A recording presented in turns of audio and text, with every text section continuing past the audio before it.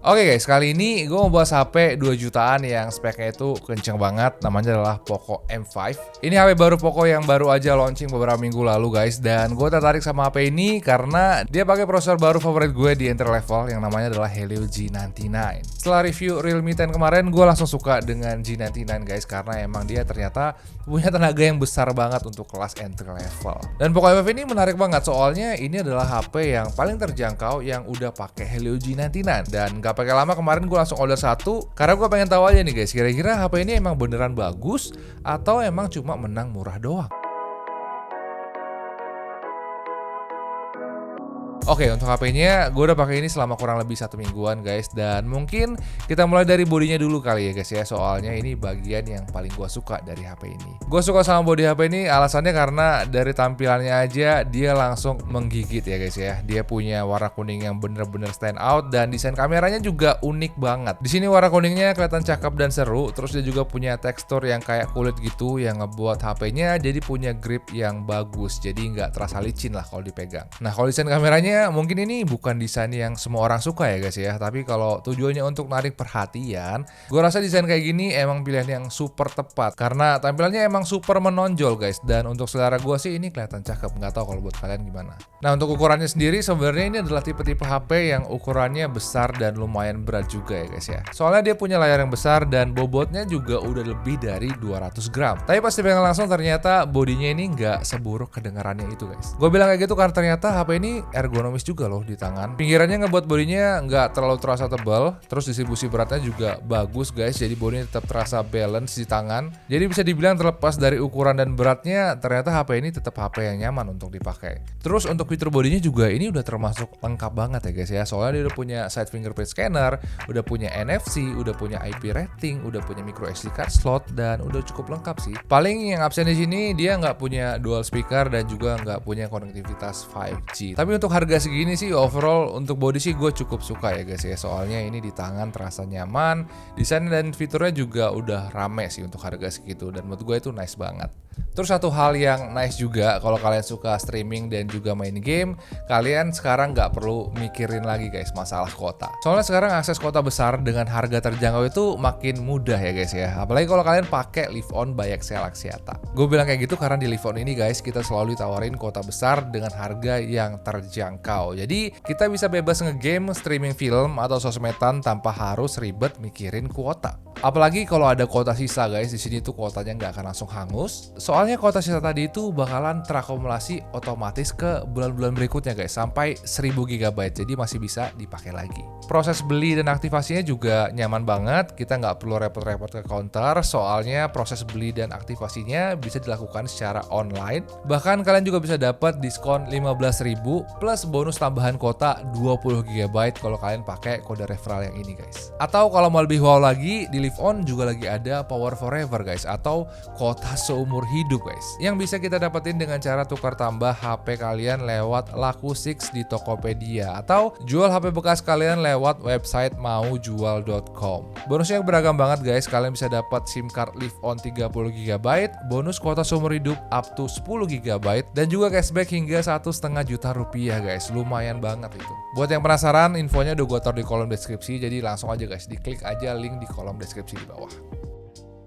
Oke, sekarang kita balik lagi ke HP-nya. Selain body sih bisa gue bilang yang seru dari HP ini tentu aja dari speknya ya guys ya. Soalnya ini speknya strong banget. Tapi karena harganya 2 jutaan kecil, HP ini tuh langsung head to head dengan Realme Narzo 50. Yang kemarin sempat jadi HP dengan price to performance terbaik dari rekomendasi HP lebaran yang gue buat beberapa bulan lalu. Tapi dengan spek yang dibawa, gue rasa sih performa dari Poco M5 ini memang kelihatan lebih menjanjikan. Karena walaupun dia punya RAM dan storage yang sama, dia ternyata pakai prosesor yang lebih baru dan lebih kuat juga dari Realme Narzo 50, yaitu adalah Helio G99.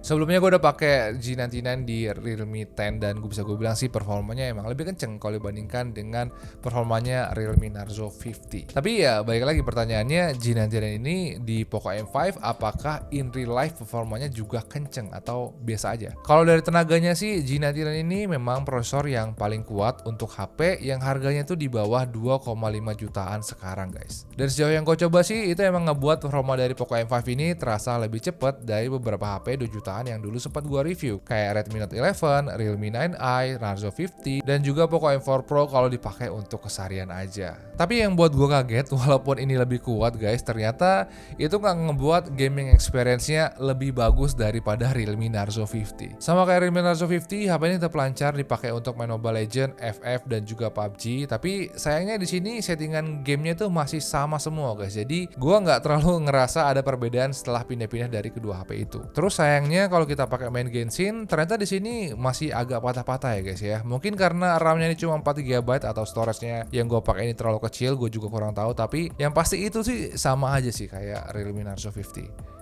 Terus multitaskingnya juga ini menurut gue agak kurang oke guys ya. Soalnya kalau kita multitasking sambil main game, kadang kalau kita balik lagi ke gamenya itu gamenya suka reload. Jadi ya walaupun menurut gue si Helio G99 ini ngebuat tenaganya lebih kuat, tapi in real life gue nggak terlalu ngerasain lompatan performa yang signifikan. Paling kalau dipakai sehari-hari aja sih agak lebih kencang sedikit, tapi kalau untuk nge-game menurut gue sih ini sama aja. Oke, sebelum lanjut ke kameranya, mungkin gue bahas baterainya dulu guys. Kalau untuk baterai sini speknya udah oke ya, dia udah punya baterai 5000 mAh dan kemarin gue tes untuk pemakaian seharian dan walaupun tanpa wifi sekalipun, ternyata baterainya sama sekali nggak kesulitan bertahan selama seharian penuh guys. Tapi di sini gue nggak bisa dapat data screen on time-nya karena di sini entah kenapa datanya itu nggak muncul. Nah kalau untuk chargerannya, gue sih kemarin berharap dia dapat chargeran yang sama kayak Redmi Note 11 atau Realme Narzo 50 ya guys ya, yang 33 watt. Tapi sayangnya HP ini ternyata cuma support fast charging yang levelnya tuh agak rendah ya guys ya, yaitu cuma 18 watt. Dan dengan chargerannya ini dia butuh waktu sekitar 2 jam untuk full charge guys, dan itu bisa dibilang nggak lambat tapi nggak bisa dibilang cepet juga.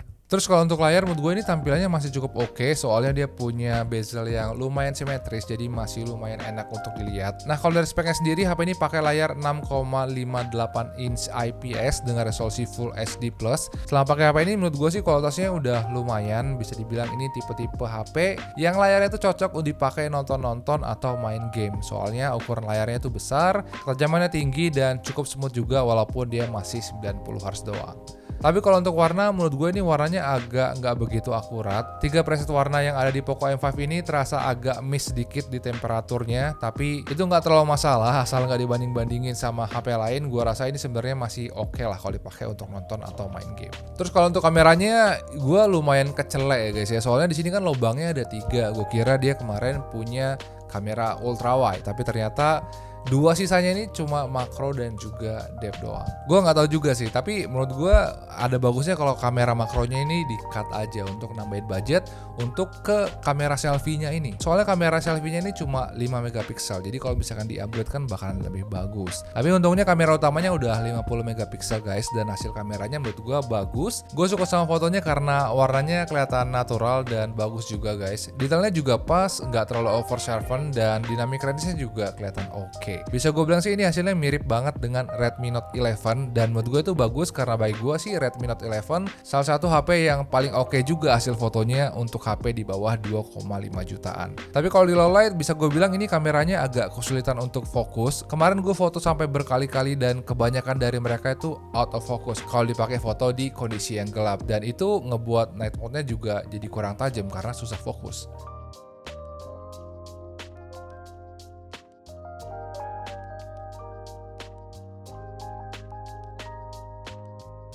Oke guys, ini videonya resolusinya 1080p. Sekarang gue lagi di jalan jam 5 sore, jadi lumayan bagus cahayanya. Terus banyak mobil juga, jadi kita bisa cek nih kira-kira gimana suara dari Poco M4 ini. Saya juga gue pakai untuk jalan untuk ngetes kestabilannya seperti apa, dan kira-kira kalian bisa cek aja hasilnya seperti ini guys.